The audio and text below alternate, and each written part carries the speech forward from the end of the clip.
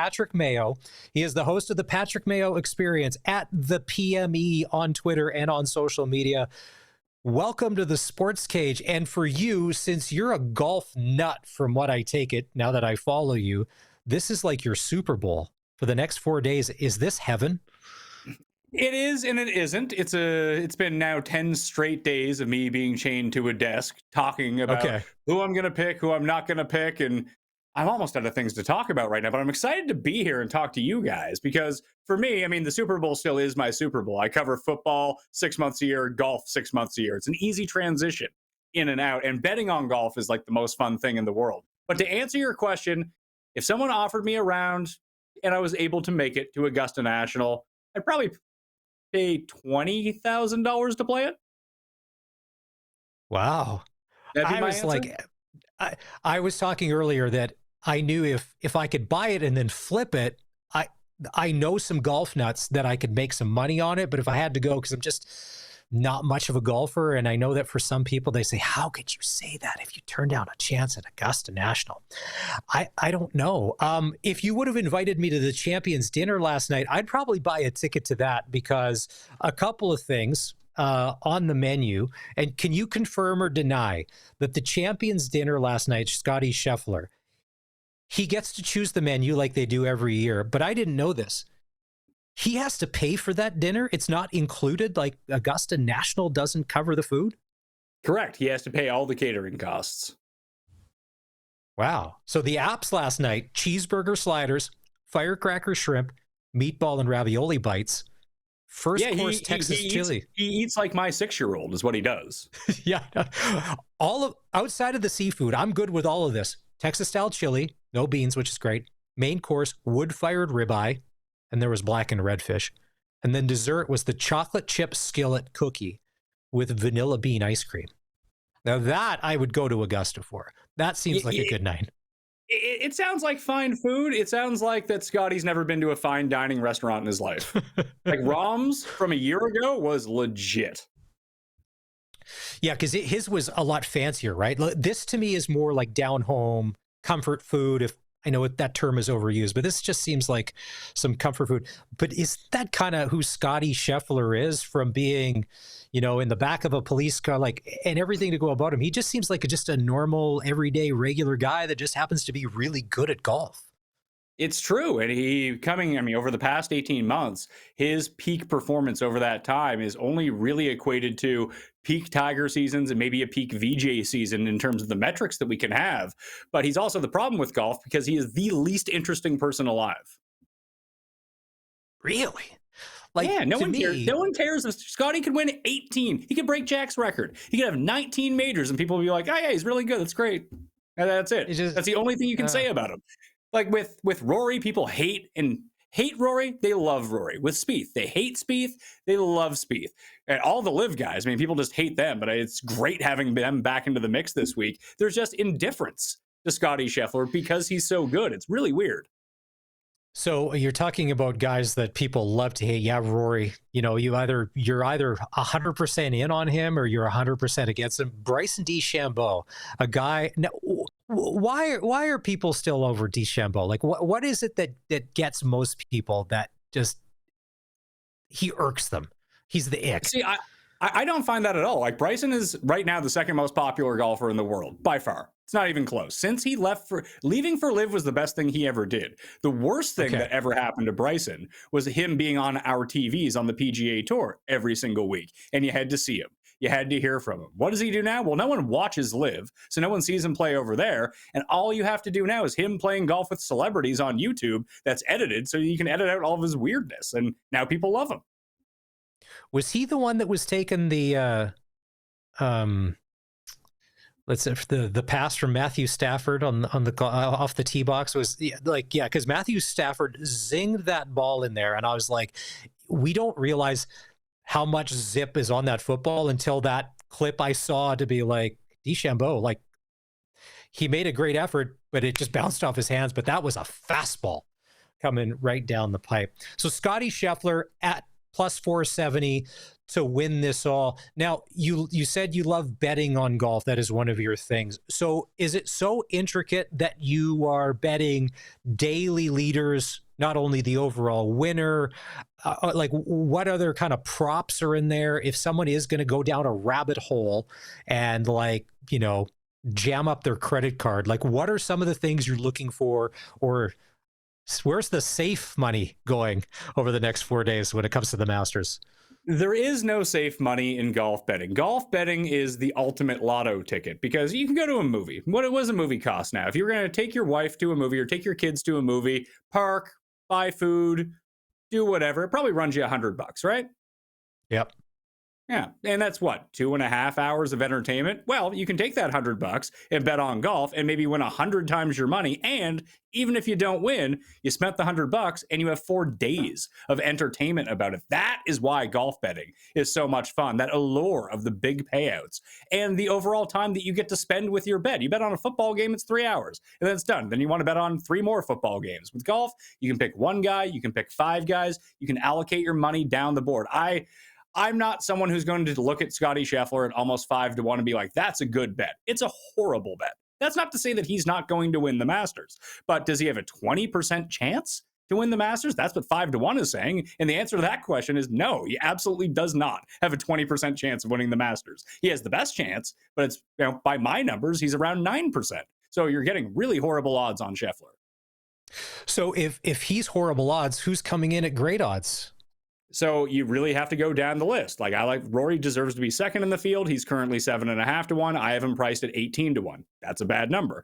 Rahm is where I am starting with mine. He is 15-1. I have him priced at 15-1. So he is absolute value. You're not getting good value on Jon Rahm, but I actually believe that he's going to end up at least contending this year. So you want to get as many guys into Sunday as possible and hope to get lucky that they don't crumble down the stretch. Obviously, Rahm has been a winner at Augusta 2 years ago, still one of the most prolific drivers in the world. And most guys who defend their titles at the Masters do not do very well the following year. And that's what we saw from Jon Rahm a year ago. His tee to green was still fine. Dude couldn't make a putt.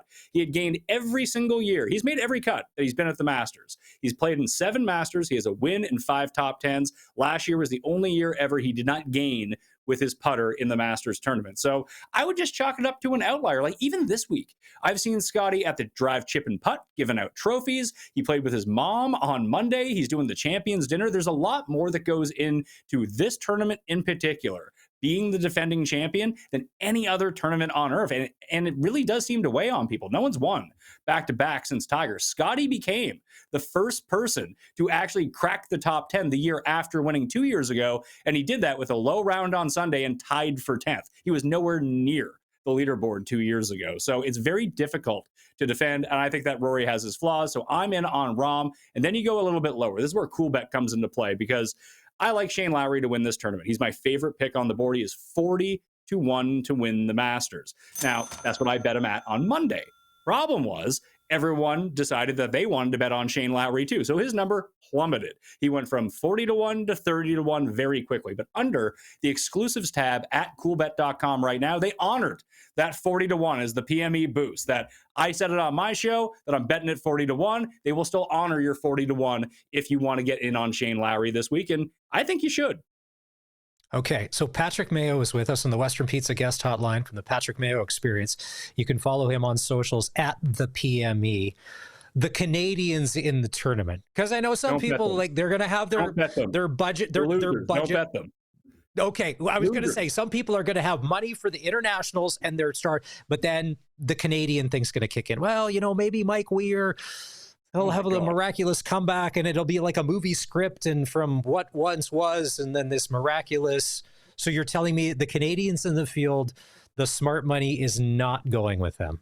No, not to win. If you want to bet Corey Connors top 10, absolutely. He's come top 10 at the Masters 3 times in his career already, each in the past 5 years. So that's solid. That's good. Never once did he actually have a chance to win any of those tournaments. If he ever gets a major win, it's going to be the U.S. Open or the PGA Championship. There's a creativity that goes into winning at Augusta that he simply does not have. Same as Bryson. Bryson's not going to win. Bryson's going to be terrible this week. He can't chip. If you can't chip, you can't win at Augusta. The only Canadian I would even think about because he's 300-1 and he actually wins tournaments would be Nick Taylor. But he's not going to win either because he's terrible at majors.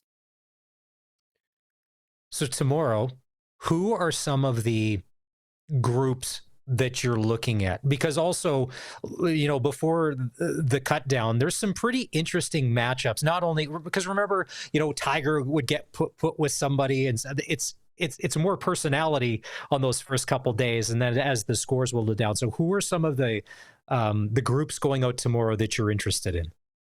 So there's one really spicy one that is I believe it's the third to last group on Thursday. So they'll play in the morning on Friday. It's Rory, Ludwig, and my favorite player on the PGA Tour, Akshay Bhatia. And he weighs maybe 130 pounds. He's the skinniest person alive. And he gets to go and play with Rory and Ludwig, who are these prodigious stars. Like Ludwig is the next big thing. That is what he is being hyped as. And Rory obviously comes in as the one who needs to win the Masters.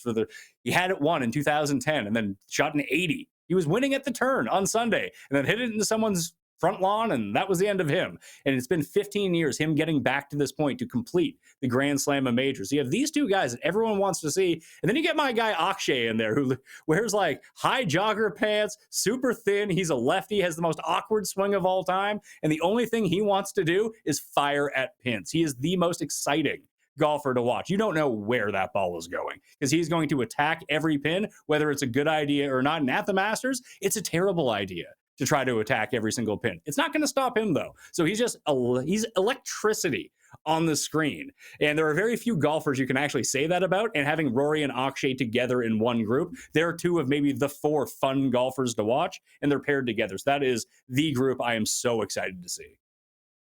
I saw a picture of Phil Mickelson, and Phil's looking chiseled.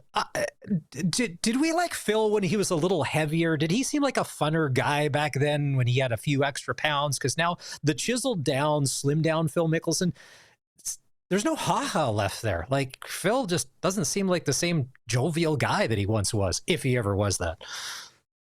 Ozempic Phil, I wouldn't say chiseled. He's starting to look like the Crypt Keeper. Ozempic Phil. That's the best.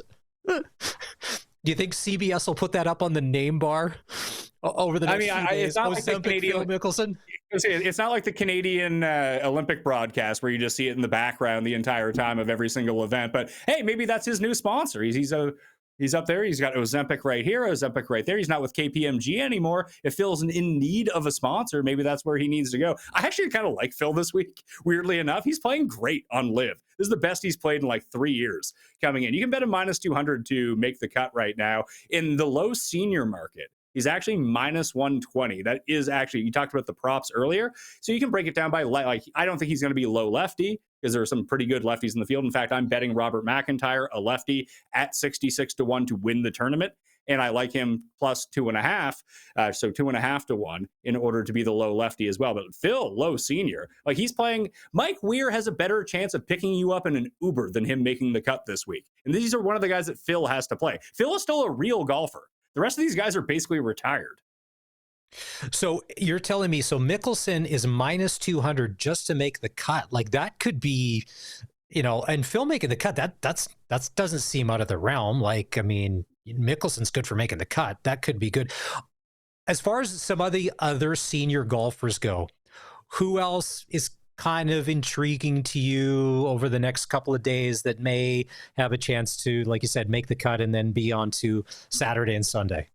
None of them ever make the cut. You remember the one? No, it's true, but people remember it in their minds that like, oh, Freddie Couples made this run. Like, yeah, that was like 8 years ago. But you remember it because it was Freddie Couples and he was old when he did it. Well, here's a fun fact. He's a decade older now. Bernhard Langer is 68 years old. The last time he made the cut was that weird COVID Masters. And like he's made one cut in 10 years. Like every 10 years, one of these guys will make a cut. It's very unlikely. The only guy who might have a chance is Angel Cabrera. He just won on the senior tour a week ago. He's the 2009 champion. He just spent 2 years in jail in Argentina and just got out. And now he's playing in the Masters. Wow. I got to pay more attention to some of these golfers. They're living lives that, you just think that it's all just like, quarter zips and slacks and fine dining and driving Cadillacs to and from the driving range, but obviously there's some shady activities going on. All right, so Pat Mayo is with us at the PME on social media. So over the next 4 days, obviously you're into golf. Are you watching this thing from start till finish, every group possible? Like, how does the next 4 days lay out for you in your life? You said you have kids, so I'm assuming you have other responsibilities. Is it leave dad alone for the next 4 days? Catch you Sunday night at about 7? It's drop the kids off at school in the morning. Okay. I'll go do that. Although that's right around the time the first tee actually starts my time. But I'll miss my main man Kevin Yu tee off on the first tee. I'll catch him on number 2. That'll be okay. And then I'll do my work around the house. Well, I have 5 TVs, so I'll have each of the streams, so I can see the Amen Corner stream, all the featured group streams, the main streams. TSN actually works out really well for this because in the States, you can only watch all of this through the Masters app, and it's very difficult to do. TSN just has some sort of deal with them where all of those feeds are just on channel. So it's like the one time that TSN comes to, they treat golf fans really well. Everyone else gets blacked out this, blacked out that. They're not showing anything. For whatever reason, golf majors, TSN is locked in to giving us the coverage that we need and putting it all into one place. So shout out to them for this one time for that. So yeah, I'll have the 5 TVs up. I'll be running on the treadmill. I'll be working out. I'll be making my notes. I have a live show every single night. In fact, I have a live show tonight in about a half-hour time. If you do have those questions about the Masters, anything you want, betting, daily fantasy, general chatter. If you want to come ask a Masters question and you don't have anyone to talk golf with in your life, you can come on the Pat Mayo or come on the Pat Mayo Experience. You can write in a chat. You're not coming on the show. That's not happening. But if you do that, you can go do that right now. It's Mayo Media Network, by the way, on YouTube, if you want to check that. I'll be up on the pod feeds a little bit later on. But really what I wanted to tell you about is I'm giving away a trip to the Canadian Open this year. Now, I know that, what's the feeling out where you guys are at? Is it, hey, if I want a free trip to Toronto, all expenses paid, you'd go to that. You said you wouldn't go to the Masters. Would you go to Toronto? Trust me. If it's all like, if someone said, listen, the trip to the Masters is free and you get to go, I'm all in. If I had to pay, that's a different story. But it's kind of like, hey, just hop on the bird, bring your clubs, pack a bag. Not a problem. Canadian Open, I'm sure they're probably going to be in a nice little, maybe a hospitality tent here or there, have some fun on the course, watch a little golf. That I'm all for. It's the shelling out. That's the other thing. So tell us this Canadian Open trip. How do we win this?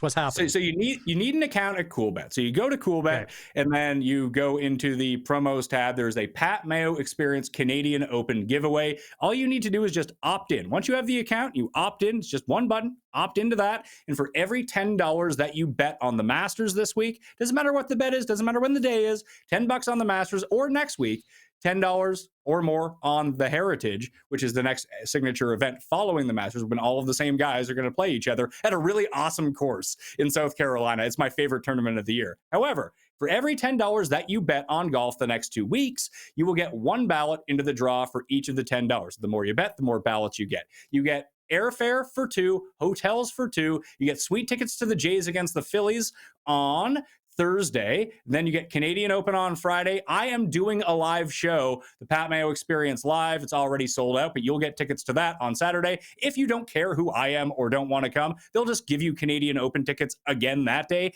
and then Canadian Open tickets again on Sunday. So Jay's Sweet tickets, 3 days of the Canadian Open, all on me and CoolBet. All you need to do is opt into the Pat Mayo Experience Canadian Open giveaway on coolbet.com right now. Bet on the Masters and Heritage, and you can find, if you're going to bet anyway on the Masters, which you probably want to do. I just told you, Shane Lowry's probably going to win. Go win 40 times your money.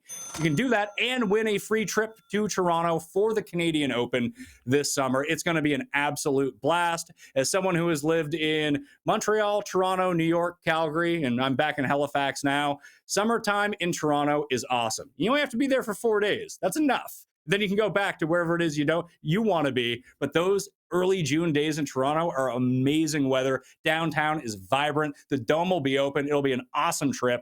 Coolbet.com. Go opt into that right now. All right. I'm going to put a unit down on Phil Mickelson to be the newest Ozempic sponsor by Sunday, 9 p.m. Eastern. And that is a lock. All right, Patrick Mayo at the PME. With the show coming up, like you had said, in about a half hour's time, Thank you for doing this, and I hope that we can check in as we get closer to other majors throughout the golf season, but we really appreciate the time today. Absolutely. You get me on for the majors, then when it comes week 1, we can start fighting about football. How about that? Go Cowboys. No, I'm kidding. I'm kidding. I'm not. No, hey, listen. Ooh, I know. If you can't get a stray shot in on the Cowboys, there's a lot of contributors on this show that are Cowboy fans, and they seem to be paying the price every time we bring them on. We like to bring up that. Let me guess. They're all 44 years old. Oh, they're older than that. They're living in the past. Like 3 decades ago is like yesterday for a lot of them, when Jerry World was the place to be. All right, Pat, we'll let you get to it. We appreciate it.